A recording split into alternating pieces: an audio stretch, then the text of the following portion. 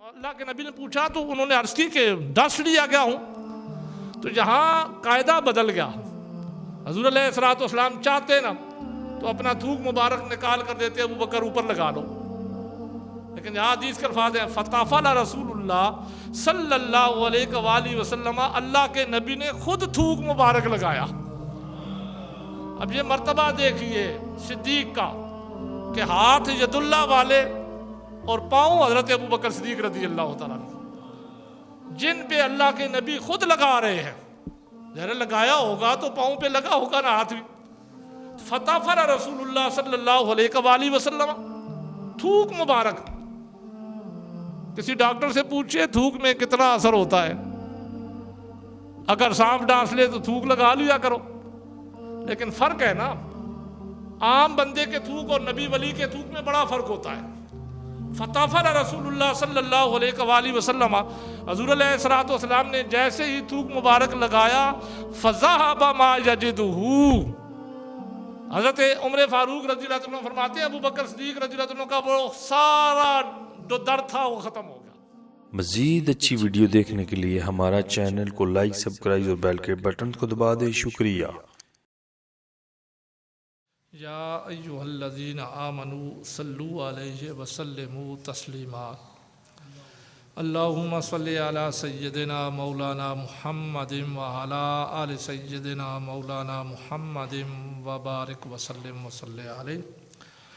الصلاۃ والسلام علیک یا رسول اللہ وعلی آلک وصحابک یا حبیب اللہ۔ یا رسول اللہ انظر علینا، یا حبیب اللہ اسمع قالنا، اننا فی بار عم مغرق خذ ایدینا وسہل لنا اشکالنا۔ بعد از حمد و صلاۃ ربیع الثانی شریف کے اس بابرکت اور مقدس مہینے کے حوالے سے حضرت ابو بکر صدیق رضی اللہ تعالیٰ عنہ کے مناقب بیان کرتے ہوئے پچھلے جمعۃ المبارک کے اندر میں نے ایک حدیث مبارکہ آپ کے سامنے شروع کی تھی،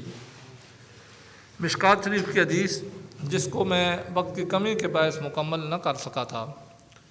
تو آج میں کوشش کرتا ہوں کہ اس حدیث مبارکہ کو مکمل کر دوں، جس سے عظمت حضرت ابو بکر صدیق رضی اللہ تعالیٰ عنہ کا اظہار ہوتا ہے۔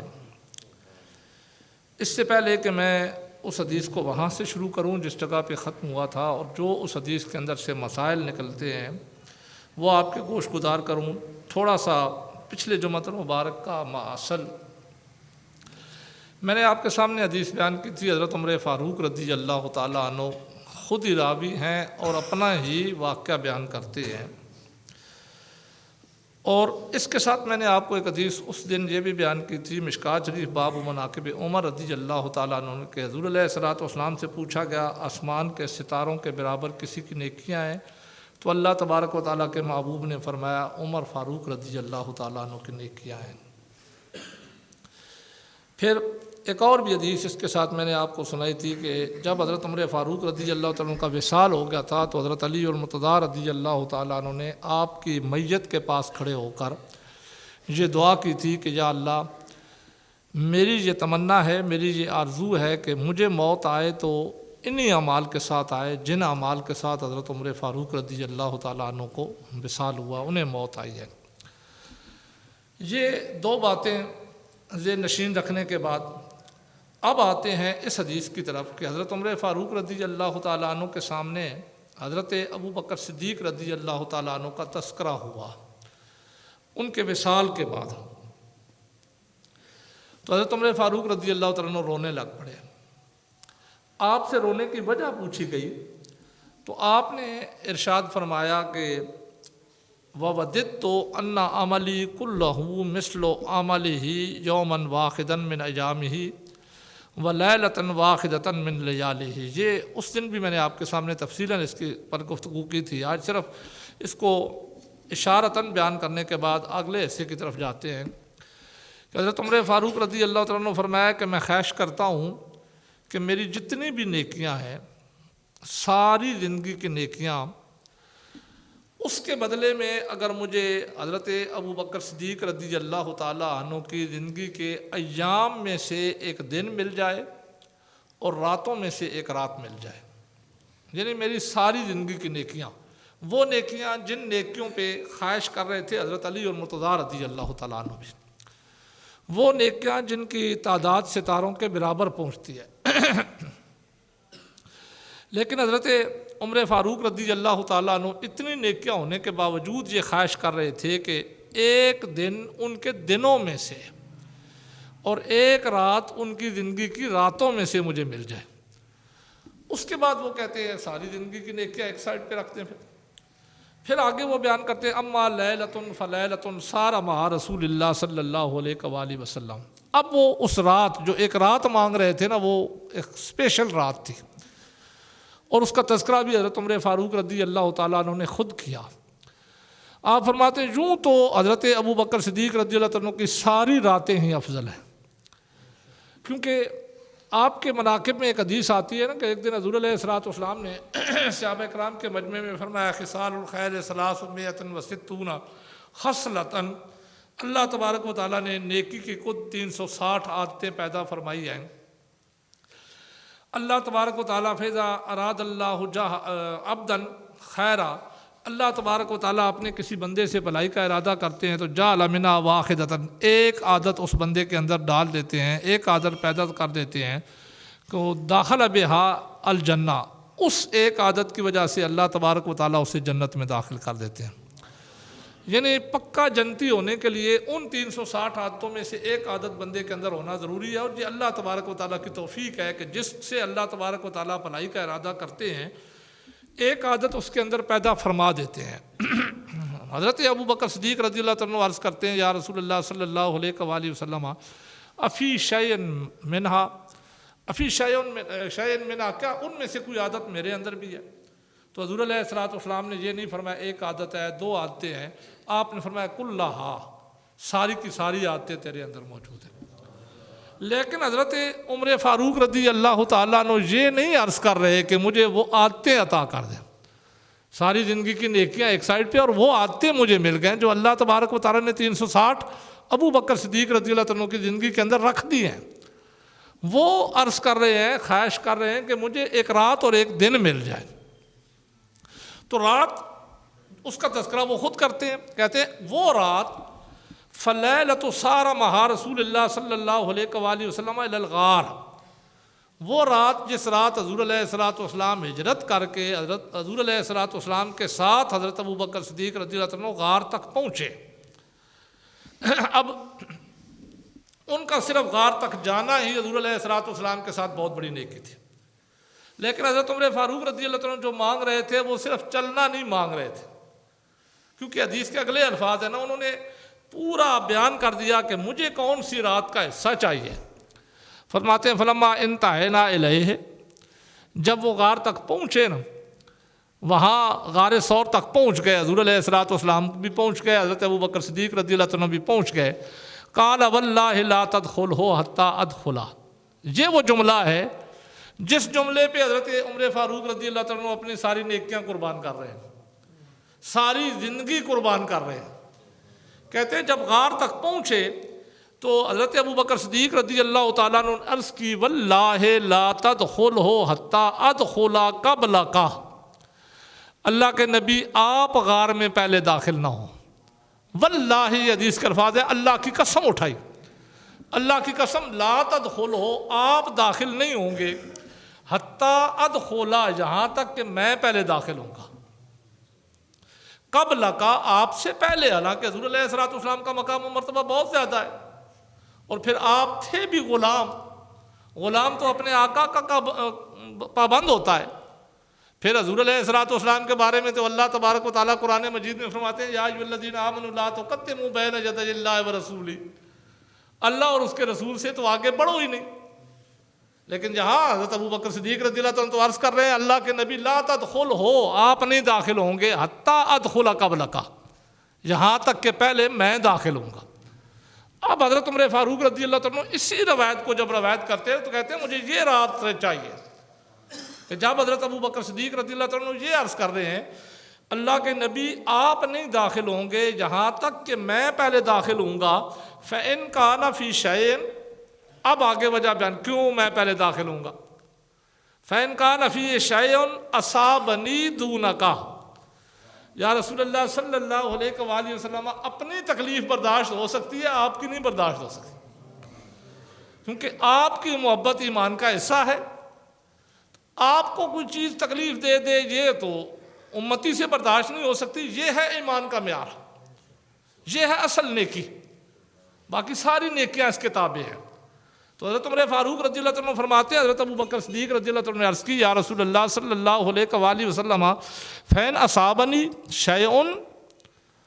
تو اگر اس میں کوئی شے ہوگی، کوئی تکلیف دینے والی کوئی چیز ہوگی اس غار کے اندر، تو وہ مجھے تکلیف دے، دون کا آپ کو تکلیف نہ دے۔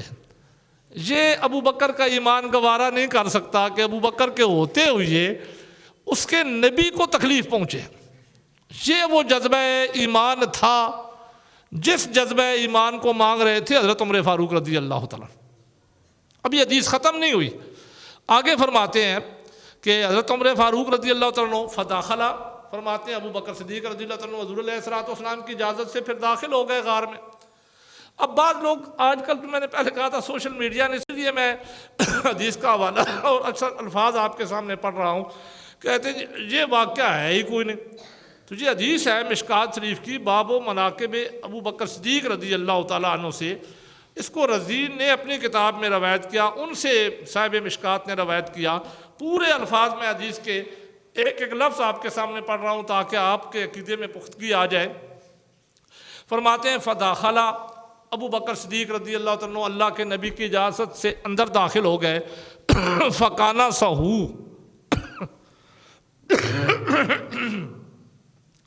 انہوں نے سب سے پہلے جا کر پاری دی، جھاڑو دیا۔ فکانا سہو صفائی کرنے کو کہتے ہیں، جھاڑو دینے کو کہتے ہیں، کہ غار کے اندر گئے، غار کے اندر انہوں نے جھاڑو دیا، صفائی کی۔ وَوَجَدَ فِي شَانِبِهِ ثُقُبًا، اب حدیث کے الفاظ ہیں کہ جب حضرت ابو بکر صدیق رضی اللہ عنہ غار کے اندر گئے، جھاڑو دیا تو دیکھا، صفائی کی نا، تو غار کی ایک سائڈ پہ ثقبًا سوراخ تھے۔ فشق ازارہ، حضرت ابو بکر صدیق رضی اللہ عنہ کو سوراخ بند کرنے کے لیے، چلو اندر سے تو میں نے صاف کر دی، کوئی باہر سے چیز آ کے تکلیف نہ دے،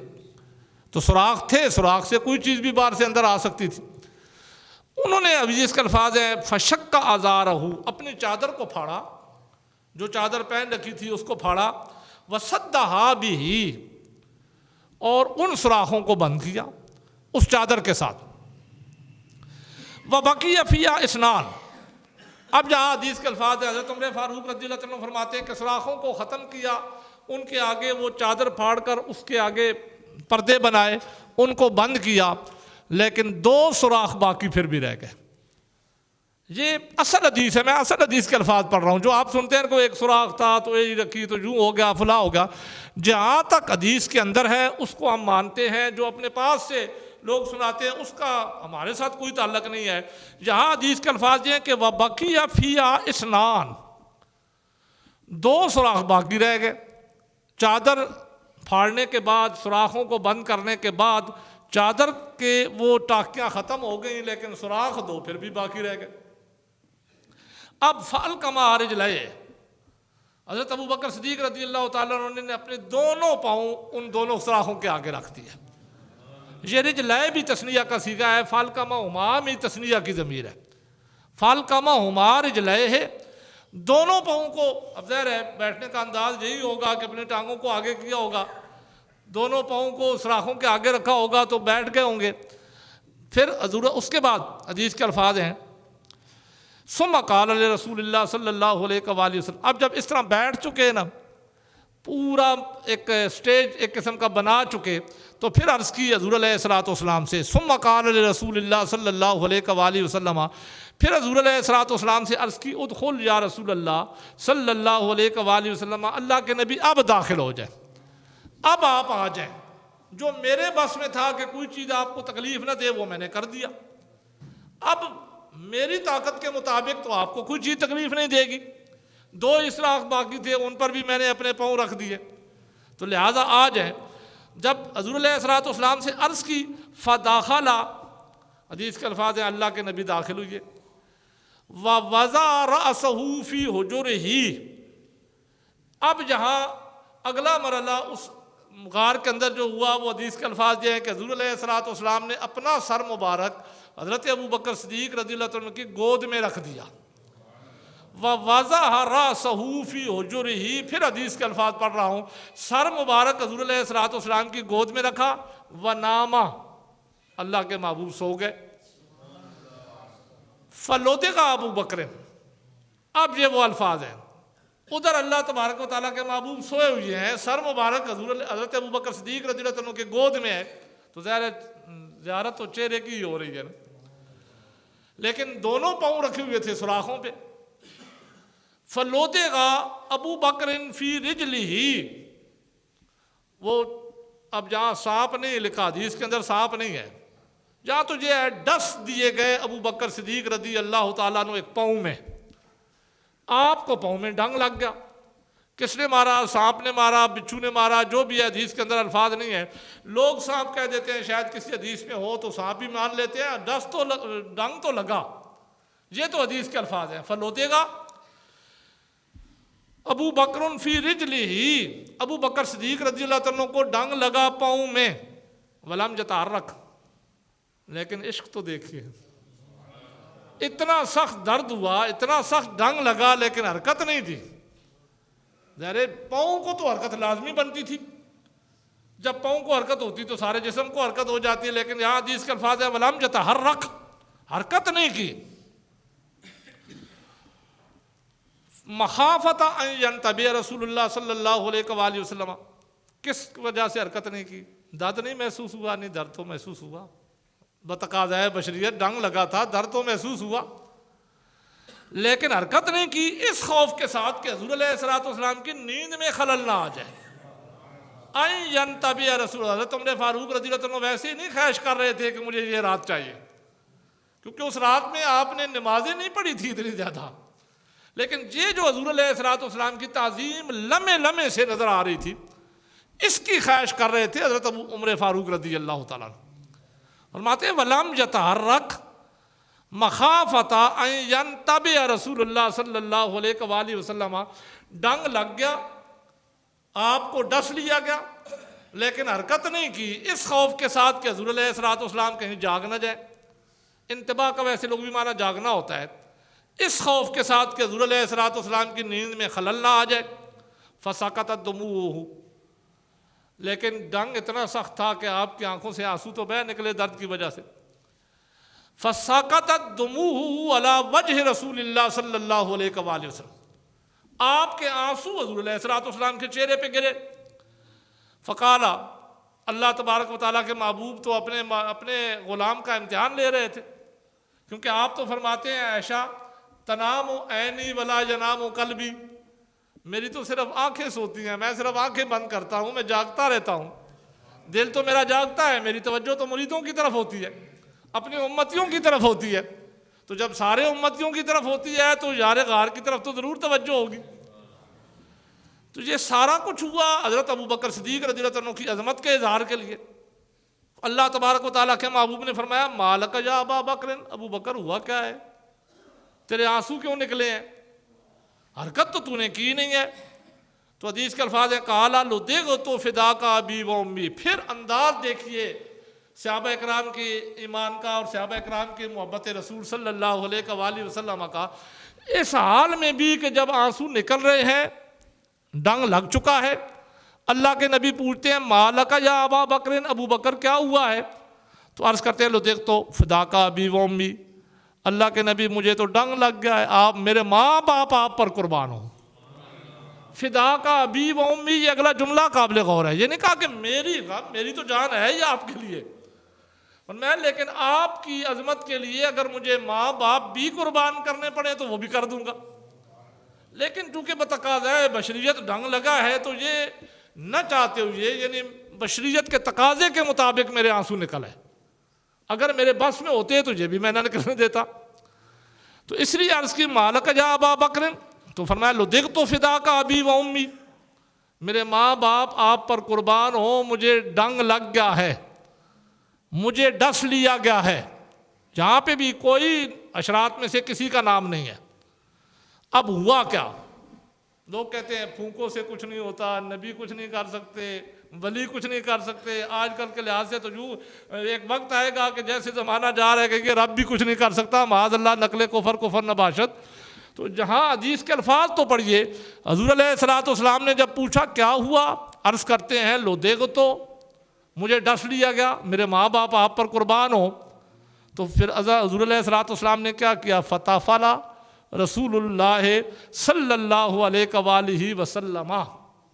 شان صدیق اکبر رضی اللہ تعالیٰ نے کہ حضور علیہ الصلوۃ والسلام صحابہ کرام کو اگر تبرکات دیتے نا، بخاری شریف کی حدیث ہے، صحابی فرماتے ہیں اللہ تبارک و تعالیٰ کے محبوب نے بال مبارک کٹوائے تو مجھے حکم دیا کہ یہ میرے بالوں کو اکٹھا کر لو اور صحابہ میں بانٹ دو. یعنی خود فرمایا صحابہ میں بانٹ دو، یہ نہیں کہا کہ او صحابہ میں تمہیں دیتا ہوں، صحابہ میں بانٹ دو. باقی بھی کوئی کام ہوتا تو کسی نہ کسی صحابی کو کہتے بانٹ دے اس کو. صحابہ کو حضور علیہ الصلوۃ والسلام یہ مقام و مراتب دیا کرتے تھے کہ میری فلاں چیز فلاں کو دے دو. خود آپ کی بیٹی جناب زینب رضی اللہ تعالیٰ عنہ کا جب وصال ہوا تو حضور علیہ الصلوۃ والسلام نے اپنا تہ بند مبارک انہیں ان کے کفن میں رکھوانا تھا، لیکن خود نہیں رکھا. گھر کی عورتوں کو کہا کہ یہ کفن میں یہ بھی رکھ دو. صرف بتانا یہ چاہتا ہوں کہ عظمت ابو بکر صدیق رضی اللہ عنہ کے حوالے سے گفتگو کر رہا ہوں نا، تو حدیث کے حوالے سے ان کی عظمت آپ کے ذہن میں بٹھانا چاہتا ہوں کہ جب حضور علیہ الصلوۃ والسلام سے انہوں نے پوچھا نا، اللہ کے نبی نے پوچھا تو انہوں نے عرض کی کہ ڈس لیا گیا ہوں. تو یہاں قاعدہ بدل گیا. حضور علیہ الصلوۃ والسلام چاہتے نا تو اپنا تھوک مبارک نکال کر دیتے ابو بکر اوپر لگا لو، لیکن یہاں حدیث کے الفاظ ہیں فتافلا رسول اللہ صلی اللہ علیہ وآلہ وسلم، اللہ کے نبی نے خود تھوک مبارک لگایا. اب یہ مرتبہ دیکھیے صدیق کا کہ ہاتھ ید اللہ والے اور پاؤں حضرت ابو بکر صدیق رضی اللہ تعالیٰ عنہ، جن پہ اللہ کے نبی خود لگا رہے ہیں. ذرا لگایا ہوگا تو پاؤں پہ لگا ہوگا نا ہاتھ بھی. فتافلا رسول اللہ صلی اللہ علیہ وآلہ وسلم، تھوک مبارک. کسی ڈاکٹر سے پوچھئے تھوک میں کتنا اثر ہوتا ہے، اگر سانپ ڈانس لے تو تھوک لگا لیا کرو، لیکن فرق ہے نا، عام بندے کے تھوک اور نبی ولی کے تھوک میں بڑا فرق ہوتا ہے. فتافلا رسول اللہ صلی اللہ علیہ وآلہ وسلم، حضور علیہ الصلوۃ والسلام نے جیسے ہی تھوک مبارک لگایا فذهب ما یجدہ. حضرت عمر فاروق رضی اللہ عنہ فرماتے ہیں ابو بکر صدیق رضی اللہ عنہ کا وہ سارا جو درد تھا وہ ختم ہو گیا، ایک لمحے کے لیے بھی درد باقی نہ رہا. فذهب ما یجدہ، چلا گیا جو کچھ تھا. ثم انتقض علیہ، ہاں البتہ سال میں اسی دن وہ بیماری لوٹا کرتی تھی،